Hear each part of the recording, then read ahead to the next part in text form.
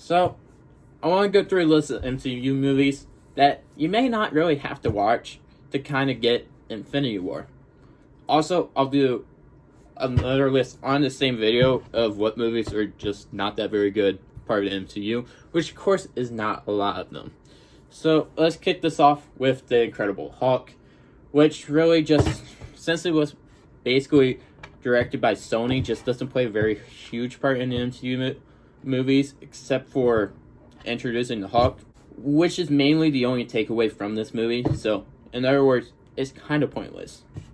Then we move on to Iron Man 2, which at the same time isn't really the greatest movie. It had some good points in it. It's still an exciting movie, it's just not that good. So, and it just doesn't play a huge part in the future of the MCU, so you don't really have to watch it, but it's still there for the recommendation, and it's still a decent movie if you do want to watch it. Next, we have Guardians 2, which this might be a little controversial, but Guardians 1 and Guardians 2 really don't play a huge part in MCU movies other than really introduce the Guardians to the Galaxy. I really think you don't have to watch Guardians 2 at all, and you'll still be able to be like, oh, it's the Guardians of the Galaxy, just from watching Guardians 1.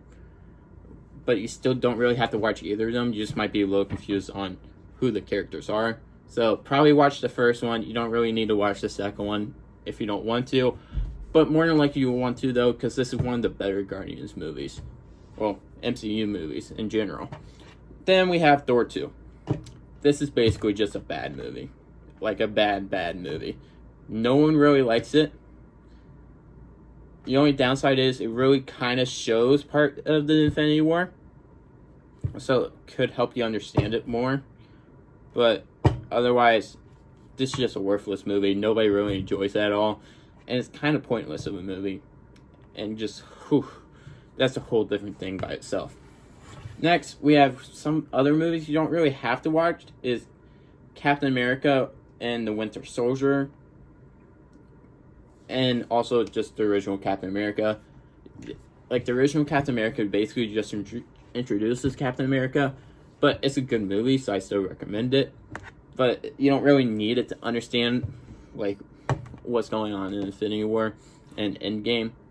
And Captain America and the Winter Soldier is kind of the same reason. It's just, neither one of these movies play a huge part in developing the Infinity. Those are some movies from the MCU that you don't technically really have to watch to understand the Infinity War. But really, I recommend you watch them all. You need really all of them to fully understand the whole point of Infinity War. And plus, it's still the MCU. Marvel puts out good movies usually, other than Thor 2, Thor: The Dark World. But you still kind of need to watch it kind of to sort of understand the full effect.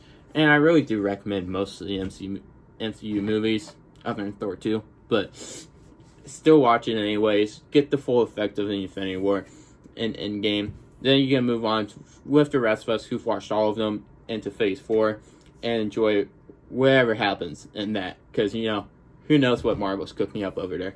So if you guys agree or disagree with me what movies you don't really have to watch, tell me. I want to hear you guys' explanations. If you guys have a suggestion for another video, make sure to put that down in the comments below. And I might end up making a video sometime here in the near future. And of course, thank you guys for watching. Make sure to click the links down there in the description. Instagram, Twitter, Discord, and Patreon. And of course, just make sure you're weaving through every day, just like it's your last.